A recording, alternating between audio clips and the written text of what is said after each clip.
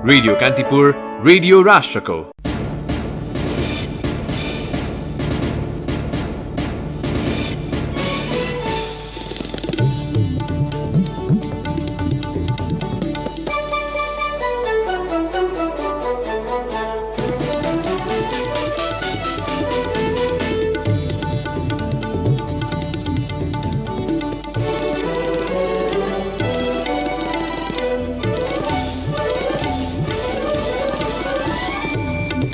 प्रतिनिधि सभा विघटनपछि नेकपाका दुवै समूह एक अर्का विरुद्ध आक्रामक बन्दै ओली समूहले माग 23 र दाहाल नेपाल समूहले माग 28 गते काठमाडौँमा शक्ति प्रदर्शन गर्ने। प्रतिनिधि सभा विघटनपछि नेपाली कांग्रेस पुनः राष्ट्रिय राजनीतिको केन्द्रमा प्राप्त अवसरलाई सदुपयोग गर्न कांग्रेस नेतृत्व सजग बन्नुपर्ने। जो बाइडेनले अमेरिकाको नेतृत्व सम्हालेपछि विदेश नीति नरम बन्नेमा विश्व समुदाय आशावादी, एमसीसी लगायत विषयमा पुनर्विचार हुन सक्ने नेपाली पक्षको अपेक्षा। मौसमसँग जोडिएका विभिन्न प्राकृतिक प्रकोपका घटनामा परि पछिल्लो 20 वर्षमा झण्डै 5 लाख जनाले ज्यान गुमाएको एक अध्ययन प्रतिवेदन सार्वजनिक। र प्रदेश 2 लाई पराजित गर्दै नेपाल पुलिस क्लब प्रधानमन्त्री कप राष्ट्रिय क्रिकेट प्रतियोगिताको सेमिफाइनलमा एपीएफसँग आर्मी पराजित। महिला लीग फुटबलमा चन्द्रपुर नगरपालिकाको सहज जित। नमस्कार, कान्तिपुर डायरीका साथमा सहकर्मी बासु र म पार्वता। समाचार अब विस्तारमा। ताजा जनादेश र प्रतिनिधि सभा पुनर्स्थापनाका पक्षमा रहेका नेकपाका दुवै समूह एक अर्का विरुद्ध आक्रामक हुँदै गएका छन्। प्रतिनिधि सभा विघटन सही निर्णय भएको दावी गर्ने ओली समूह र गैर संवैधानिक कदम भएको भन्दै आन्दोलनमा रहेको दाहाल नेपाल समूहले आज छुट्टा छुट्टै कार्यक्रम सार्वजनिक गरेका हुन्। काठमाडौँको कोटेश्वर स्थित पार्टी कार्यालयमा पत्रकार सम्मेलन गरी दाहाल नेपाल समूहले दोस्रो चरणको आन्दोलनको स्वरूप परिवर्तन गर्दै नयाँ कार्यक्रम ल्याएको हो। विगतमा घोषित कार्यक्रम प्रभावकारी नरहेको निष्कर्ष सहित उसले शहर केन्द्रित कार्यक्रम सार्वजनिक गरेको हो। माघ 28 गतेसम्मका लागि सार्वजनिक भएको विरोध कार्यक्रममा दाहाल नेपाल समूहले भोलि काठमाडौँमा सिटी जुलुस, माघ 14 गतेदेखि 21 गतेसम्म माइतीघर मण्डलामा संविधान सभा सदस्य, विघटित प्रतिनिधि सभा सदस्य तथा प्रदेशसभा सदस्य सहित धरना कार्यक्रम, माघ 16 गते जुलुस सहित श्रद्धाञ्जली कार्यक्रम गर्ने जनाएको छ। यस्तै माघ 15 गते बुटौल, माघ 16 गते विराटनगर र माघ 17 गते धनगढ़ीमा विरोध प्रदर्शन र सभा गर्ने बताउँदै सो समूहले माघ 28 गते काठमाडौँमा वृहत प्रदर्शन गर्ने जनाएको छ। आजै ओली समूहले पनि माघ 23 गते काठमाडौँमा सभा गर्ने घोषणा गरेको छ। त्यसको तयारीका लागि भन्दै सो समूहले कृष्ण गोपाल श्रेष्ठको संयोजकत्वमा 1111 सदस्यीय समिति पनि बनाएको छ। जनसभाको जानकारी दिन आज काठमाडौँमा आयोजित पत्रकार सम्मेलनमा बागमती प्रदेश कमिटिका अध्यक्ष आनन्द पोखरेलले बागमती प्रदेश अन्तर्गतका 13 जिल्ला र उपत्यका विशेष प्रदेशका 3 सहित 16 जिल्ला कमिटिलाई निर्देशन दिएको जानकारी दिनुभयो। जनसभाका लागि पोखरेलका अध्यक्षतामा 25 सदस्यीय सचिवालय पनि गठन गरिएको छ।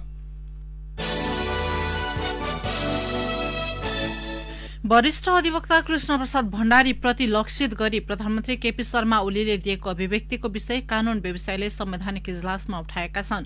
वरिष्ठ अधिवक्ता शम्भु थापाले 94 वर्षका कानून व्यवसायले अदालतमा बहस गर्दा प्रधानमन्त्रीलाई किन छटपटी हुन्छ भन्दै प्रश्न गर्नुभयो। प्रतिनिधि सभा विघटन विरूद्ध दायर रिटमाथि संवैधानिक इजलासमा बहस गर्दै वरिष्ठ अधिवक्ता थापाले कानून व्यवसायमा गुरुका पनि गुरु मानिने भण्डारी बहसमा उत्रिँदा प्रधानमन्त्रीलाई छटपटी हुनुको रहस्य बुझ्न नसके उल्लेख गर्नुभयो। थापाले प्रधानमन्त्री ओली र राष्ट्रपतिले पढ्ने संविधान अन्य व्यक्तिले पढ्ने भन्दा फरक रहेको भन्दै व्यङ्ग्य गर्नुभयो। अर्का अधिवक्ता मेघराज पोखरेलले संविधानले दिएको अधिकार भन्दा बाहिर गएर प्रधानमन्त्री ओलीले प्रतिनिधि सभा विघटनको सिफारिस गरेको दावी गर्नुभयो। संवैधानिक इजलासमा आज रिट निवेदकका तर्फबाट 2 जना कानून व्यवसायले मात्र बहस गरेका छन्। यसैबीच वरिष्ठ अधिवक्ता भण्डारीले आफूलाई प्रधानमन्त्री ओलीले तमासे भनेको प्रति असन्तुष्टि व्यक्त गर्नुभएको छ। इजलासको अन्त्यमा वरिष्ठ अधिवक्ता भण्डारीले न्याय क्षेत्रको ज्येष्ठ व्यक्ति विरूद्ध प्रधानमन्त्रीले दिएको अभिव्यक्तिलाई लिएर आपत्ति जनाउनुभयो। प्रधान न्यायाधीश चोलेन्द्र शमशेर जबराले भने सो विषयमा छलफल गर्न नसकिने बताउनुभयो।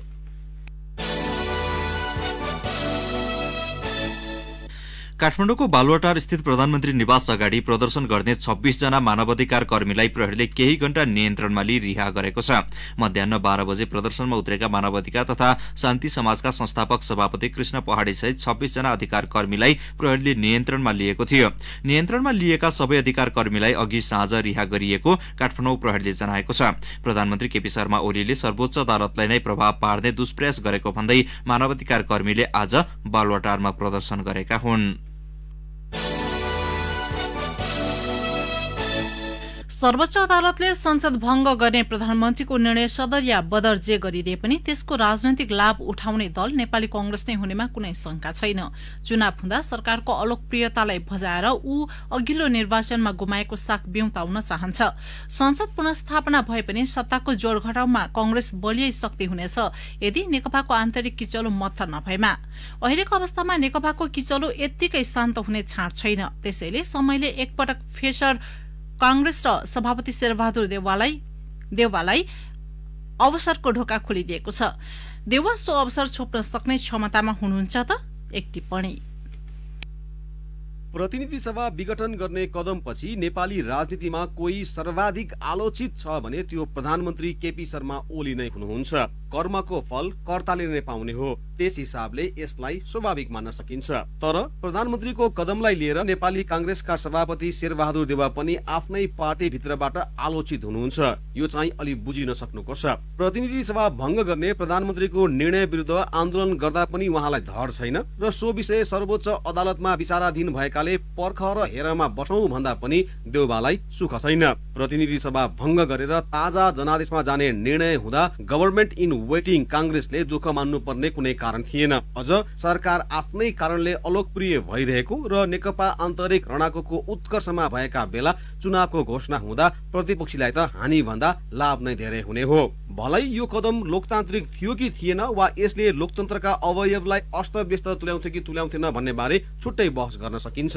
चुनावमा जाने कुरा जहिले पनि प्रतिपक्षीका लागि स्ट्रेन्थ नै हो। अझ कांग्रेस जो अघिल्लो चुनावमा प्रतिपक्षी त्यसमा पनि अत्यन्त कमजोर किताबमा हुतिएको थियो, उसलाई आफ्नो स्थान सुधार गर्ने र सत्तारोहणका लागि यो एउटा प्रबल मौका हुन्थ्यो नै। लोकतान्त्रिक पार्टीले चुनावमा जान डराउन हुन्न भन्ने देउवाको अडानमा दम छ। कांग्रेसलाई फेरि एक नम्बरको पार्टी बनाऊ भन्ने देउवाको चाहना आफैमा नराम्रो पनि होइन। प्रधानमन्त्री ओलीले आफू हार्दैछु भन्ने चुनाव गराउनु हुन्छ कि हुन्न भन्ने प्रश्न बरु एक क्षय हो। जसले जे भने पनि देउवा मुलुकको राजनीति कता लाग्छ भनेर लक काट्न सिपालु नेता हुनुहुन्छ।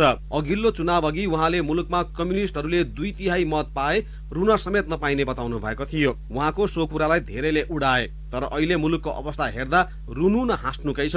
कांग्रेसभित्र प्रतिनिधि सभा भंग गर्ने प्रधानमन्त्रीको कदम विरुद्ध आन्दोलन गर्नुपर्ने र पुष्पकमल दाहाल अनि माधव नेपाल समूहलाई सघाउनु पर्ने मत बलियो भइरहँदा देउवाले नेकपा औपचारिक रूपमा फुटी नसकेको भन्दै पहिले औपचारिक रूपमा नेकपा विभाजन भएको निर्णय आउन पर्ने अडान राख्नु भएको थियो। नेकपा आधिकारिकता विवादमा निर्वाचन आयोगको पछिल्लो निर्णयले पनि देउवाकै दृष्टिकोणलाई बल पुर्याएको छ।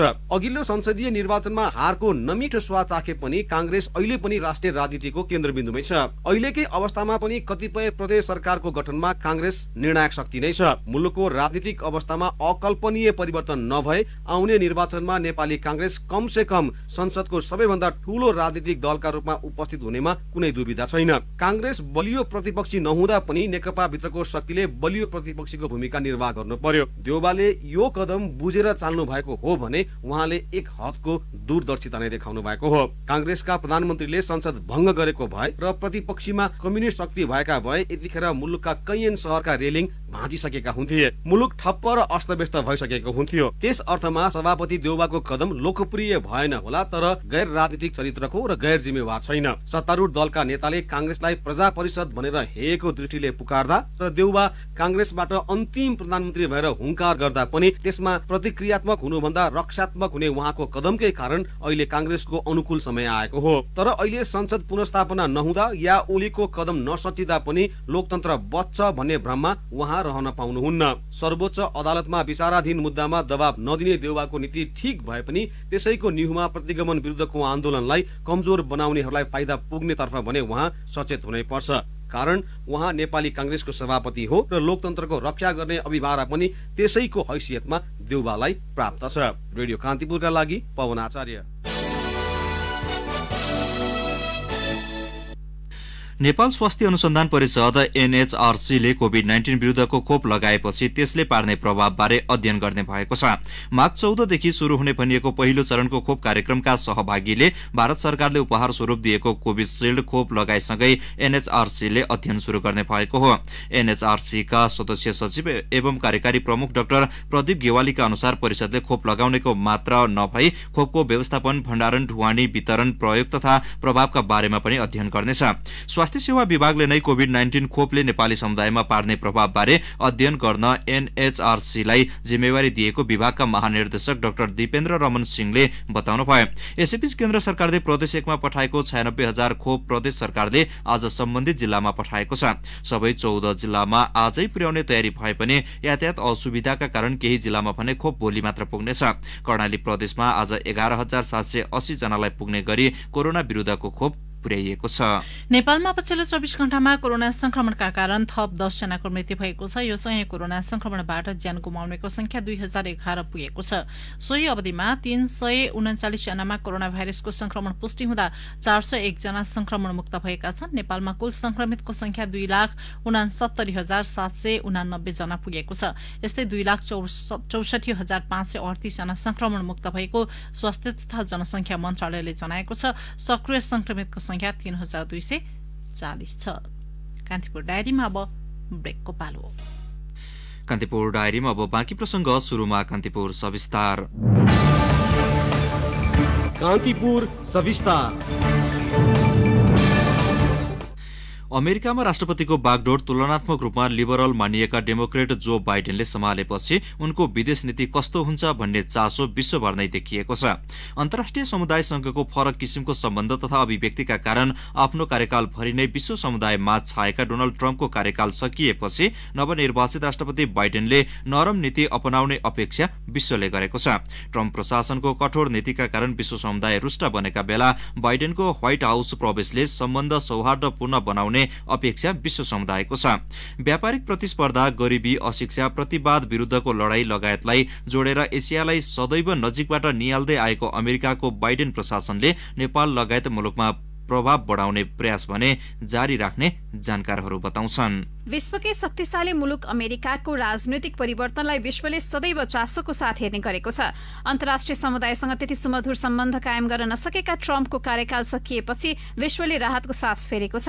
जलवायु परिवर्तन तथा आप्रवासी सम्बन्धी मुद्दा, इजरायल, इरान, चीन, भारत लगायत मामिलामा रहेर विश्वलाई पछिल्लो 4 वर्ष अमेरिकाले गरमाइरह्यो।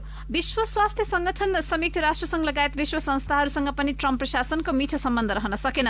यसले गर्दा ती संगठनले अन्य मुलुकहरूलाई गर्दै आएको सहयोग लगायतलाई पनि असर पार्यो। तुलनात्मक रूपमा नरम मानिने बाइडेनले सत्ता सम्हालेपछि भने लोकतान्त्रिक मूल्य मान्यता, मानवाधिकार जस्तो विषयले प्राथमिकता पाउने सम्भावना रहेकाले नेपाल जस्ता साना मुलुकले लाभ लिन सक्ने अमेरिकाका लागि पूर्व नेपाली राजदूत डाक्टर शंकर शर्माले बताए। अब डायलग, डिस्कसन इत्यादि कुराहरूमा त मलाई के लाग्छ भने केही कुराहरू हाम्रो लागि सकारात्मक हुन सक्छ, तर उनीहरूको कुनै रणनीतिक इस्युहरू छ, जस्तो उदाहरणको लागि एसियाभित्रकै केही एउटा रणनीतिक इस्युहरू उनीहरूको छ भने चाहिँ त्यस्तोमा चाहिँ तात्विक परिवर्तन र फरक हुँदैन। हाम्रो आन्तरिक मामलाको कुराहरू जस्तो आर्थिक समस्याहरूको कुरा गर्दा जस्तो ट्रेड, ट्रान्जिट, होइन, अब यो इन्भेस्टमेन्टको कुरा, टुरिज्मको कुरा इत्यादि सबै कुराहरूमा त मलाई लाग्छ साना देशहरूलाई अलिकति लिबरल सरकार हुँदाखेरि सहयोग त पक्का पनि हुन्छ। छिमेकी मुलुक चीनसँग ट्रम्प प्रशासनको 36 को आँकडा रह्यो। 4 वर्षको अवधिमा चीनसँगको व्यापार युद्ध, हङकङ र कोरोना भाइरस मामिलाले दुई देशबीचको सम्बन्ध अत्यन्त चिसो रह्यो, जसका कारण अन्तर्राष्ट्रिय बजारले गति नलिँदा आर्थिक संकटको सामना विश्वले नै गर्नु परेको छ। व्यापार र बलमा समेत चीनसँग प्रतिस्पर्धामा रहेको अमेरिकाले चीनको छिमेकी भएको नाताले नेपालसँगको नीतिमा परिवर्तन गर्न सक्ने परराष्ट्र मामिलाका जानकार डाक्टर जनार्दन आचार्य बताउँछन्। चीनसितको उहाँको सम्बन्ध अलिकति नर्मल बाटोतिर लैजाने मनस्थितिमा हुनुहुन्छ भन्ने कुरा देखाउँछ। त्यसले गर्दा नेपाल र अमेरिकाको सम्बन्ध हाम्रो आफ्नो विशेष खालको भए पनि त्यसको पृष्ठभूमिमा रहेको चीन त्यसको निर्णायक तत्त्व हो। त्यसैले गर्दाखेरि उनीहरूले बनाउने हरेक किसिमका आफ्ना पोलिसीमा चीनलाई मध्यनजर राख्दै त्यसका छिमेकी मुलुकहरूसित उनीहरूले पोलिसी बनाउने गर्छन्। नि होला आप्रवासीहरूलाई अब ग्रीन कार्ड त्यसमा अलिकति सहजता गराउँछ कि भन्ने नेपालीहरूको ठुलो आश छ, तर जुन किसिमले हाम्रो नेपालीहरूले सोचिरहेछ त्यति किसिमले बम्पर परिवर्तन गर्ला जस्तो त मलाई लागेन। हेर्नुहोस्, र अलिकति खुकुलो चाहिँ केही न केही होला। अमेरिकी राष्ट्रपतिको पदभार सम्हाले लगत्तै बाइडेनले अध्यागमन नीति खुकुलो बनाउने निर्णय गरेका छन्। उनले आप्रवासी सम्बन्धी योजना समेत केही दिनमै सार्वजनिक गर्दैछन्। यसले त्यहाँ रहेका र जान चाहने नेपालीलाई राहत मिल्ने सम्भावना छ। नयाँ प्रशासनले नेपाल जस्तो मुलुकका लागि सहयोग समेत बढाउन सक्ने अपेक्षा गरिएको छ। नेपाली कंग्रेसका नेता नारायण खड्का एमसीसी जस्तो अड्किएको विषयमा अबको अमेरिकी प्रशासनको नीतिले केही फरक पार्न सक्ने बताउँछन्। जनवरी 6 मा क्यापिटलमाथि एटाक भयो र चाहिँ सत्ता हस्तान्तरण पनि अलिक कठिनपूर्ण तरिकाले भयो। त्यसले गर्दाखेरि अमेरिका जस्तो ठाउँमा पनि लोकतन्त्रको यस्तो छ भनेपछि त्यसले इन्डाइरेक्टली खास गरी युरोपमा असर पारिहाल्छ। चाहिँ दक्षिण एसिया र एसियामा एउटा महत्त्वपूर्ण पार्टनरको रूपमा हेर्ने कोआर्ट भन्छ जुन, अनि त्यसले गर्दाखेरि बाइडेनले त्यसलाई तुरन्त चेन्ज गरिहाल्न सक्दैनन्। तथापि केही सफ्ट एटिच्युड, सफ्ट चाहिँ पोलिसी चाहिँ उनले अपनाउँछन् चाइनाप्रति। तिब्बतलाई हेर्ने दृष्टिकोण अमेरिकाको अलिक रुखो भइरहेछ। यो भयो भने पनि फेरि अमेरिकाको नेपाललाई हेर्ने दृष्टिकोण पनि सम्बन्ध पनि अलिकति उनीहरूले प्रगाडै बनाउने कोसिस गर्छन्। त्यो एमसिसी छँदैछ अहिले पनि अनसेटल अनरिजल्भ छ त्यो। यसले गर्दाखेरि चाहिँ मलाई लाग्छ चीन र भारतसँगको सम्बन्ध जुन सुरक्षा आदिका मामिलामा ठुलो चेन्जहरू नहोला, तर चाइनालाई अलिकति उनीहरूले नर्मलाइज गर्ने कोसिस गर्छन्। अमेरिका दक्षिण एसियाका नेपाल, भुटान लगायत मुलुकसँगको सम्बन्ध लामो समयदेखि स्थिर छ, जसका कारण यी मुलुकलाई लिएर अमेरिकाको नीतिमा ठूलो बदलाव नहुने पक्का जस्तै छ। यही कारण रणनीतिक रूपमा अमेरिकाले प्रत्यक्ष हस्तक्षेप नगरे पनि ठूला दुई छिमेकी चीन र भारतसँगको सम्बन्धका कारण संयुक्त राष्ट्रसङ्घका विभिन्न अङ्ग मार्फत नेपालको विकास निर्माणको बहानामा प्रभाव भने बढाउने सम्भावना छ। रेडियो कान्तिपुरका लागि दिवा भट्टराई। कान्तिपुर सविस्तार।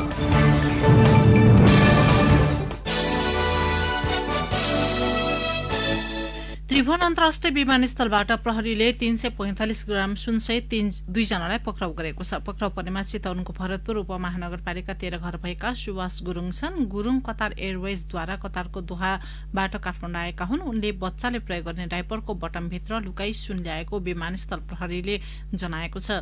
यस्तै सुन संकलन गर्न विमानस्थल पुगेका एकजनालाई पनि प्रहरीले पक्राउ गरेको छ। पक्राउ परेमा तनहुँको ब्यास नगरपालिका 9 का 31 वर्षीय टंकबहादुर गुरुङ छन्। बरामद सुन सहित उनीहरूलाई थप अनुसन्धान र कारबाहीका लागि त्रिभुवन अन्तर्राष्ट्रिय भन्सार कार्यालय गौचरण बुझाइएको विमानस्थल सुरक्षा कार्यालयले जनाएको छ। अब केही समाचार संक्षेपमा। गृहमन्त्री रामबहादुर थापाले सर्वोच्च अदालतको फैसलाका आधारमा मध्यावधि निर्वाचनको मिति तय हुने बताउनु भएको छ। कालीकोटमा पत्रकारसँग गृहमन्त्री थापाले अदालतको फैसला ढिला भयो भने निर्वाचन पनि ढिला हुने बताउनु भयो। सोही कार्यक्रममा गृहमन्त्री थापाले प्रतिबन्धित नेत्र विक्रम चन्द समूहलाई मूल प्रवाहमा आउन आग्रह गर्नुभयो। नेकपाका अध्यक्ष पुष्पकमल दाहालले संसद विघटन विरुद्धको संघर्षको कार्यक्रम काठमाडौँमै केन्द्रित गर्ने अवस्था आएको बताउनु भएको छ। काठमाडौँमा आज आयोजित एक कार्यक्रममा उहाँले ऐतिहासिक क्रान्तिकारी विरासतलाई नयाँ उचाइमा पुर्याउन काठमाडौँमा थप प्रदर्शन गर्ने बताउनु भयो। सभामुख अग्निप्रसाद सापकोटाले संसदले सरकारलाई सहयोग गरेन भन्ने कुरामा कुनै सत्यता नभएको बताउनु भएको छ। काठमाडौँमा आयोजित एक कार्यक्रममा उहाँले संसदमा एक दिन पनि सत्तापक्ष र प्रतिपक्षले विरोध गरेर सरकारले दिएको बिजनेसमाथि प्रभाव नपारेको दावी गर्नुभयो। दाङको देउखुरी स्थित राप्ती र गढवा गाउँपालिका जोड्ने राप्ती नदीमा निर्माण भएको पुलको औपचारिक उद्घाटन भएको छ। सो पुलको लम्बाइ 860 मिटर र चौडाइ 10.5 मिटर छ। 1016 मिटर लामो बर्दियाको कोठिया घाट स्थित गेरुवा नदीमाथिको पुल नेपालकै सबैभन्दा लामो हो।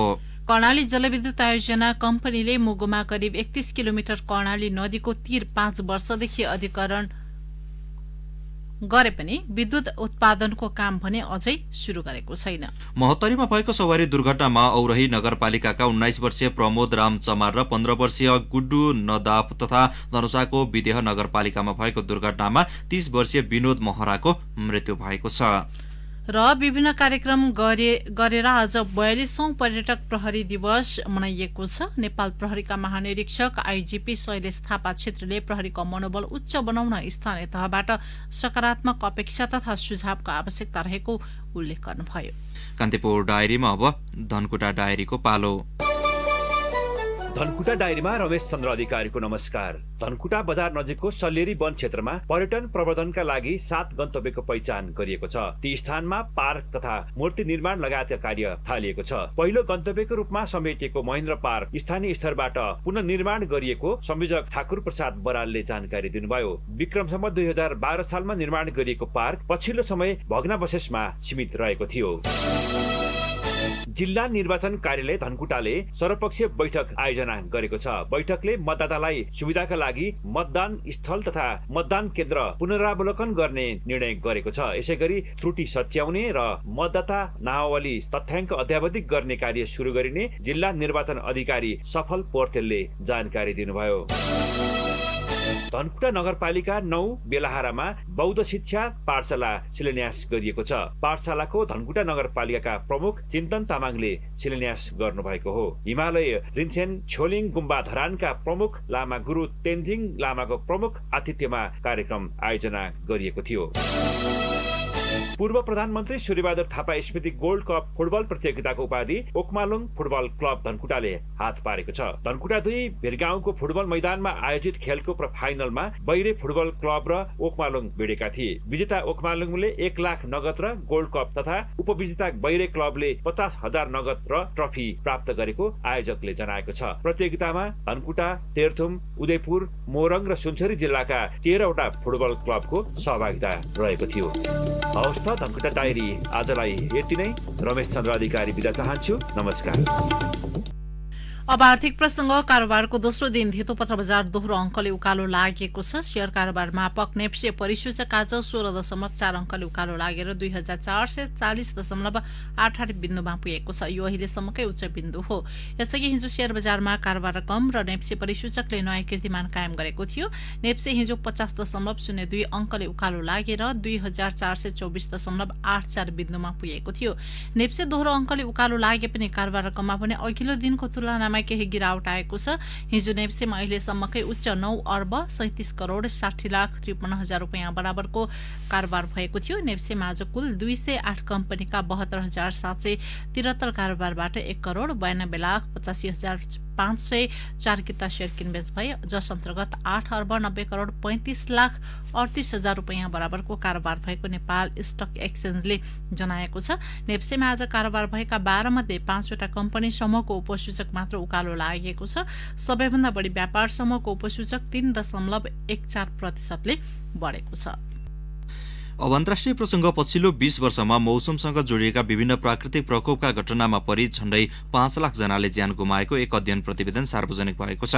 जलवायु परिवर्तनका कारण भइरहेका प्राकृतिक प्रकोप सम्बन्धित घटनाको क्षतिका कारण विकासोन्मुख मुलुकहरू बढी प्रभावित भएको अल्दो जिराले उल्लेख गरेको छ। आँधी बेहरी, बाढी, ज्वालामुखी जस्ता जलवायु सम्बन्धी प्रकोपबाट हुने मृत्युदरको भार विकासोन्मुख मुलुकले अत्यधिक वहन गरिरहेको पनि सो अध्ययन प्रतिवेदनमा उल्लेख छ। जलवायु परिवर्तनका कारण हुने घटनाहरू मानवका लागि प्रत्यक्ष खतरा हुने आकलन पनि गरिएको छ। नेदरल्याण्ड्सले भर्चुअल रूपमा आयोजना गरेको अन्तर्राष्ट्रिय जलवायु अनुकूलन शिखर सम्मेलनमा त्यस्ता घटना रोकथाम तथा नियन्त्रणका लागि 20 खर्ब 50 अर्ब डलर बढी रकम खर्च भएको जलवायु सम्बन्धी काम गर्ने अन्तर्राष्ट्रिय संगठन जर्मन वाचले जनाएको छ। 11,000 भन्दा बढी त्यस्ता घटनाहरूको विश्लेषण सन् 2000 यता 4,80,000 जनाको मृत्यु भएको देखाएको छ, जसमध्ये प्युर्टोरिको, म्यानमार र हैटी बढी प्रभावित भएको अध्ययनले देखाएको छ। सन् 2015 मा भएको पेरिस सम्झौतामा धनी मुलुकहरूले गरीब राष्ट्रलाई तापमान वृद्धि कम गर्न, बदलिएको मौसम अनुकूलन गर्न प्रत्येक वर्ष 100 अर्ब डलर विकासोन्मुख मुलुकलाई जलवायु परिवर्तन कार्यका लागि उपलब्ध कोषको वास्तविक रकम एकदम न्यून रहेको देखाएको छ।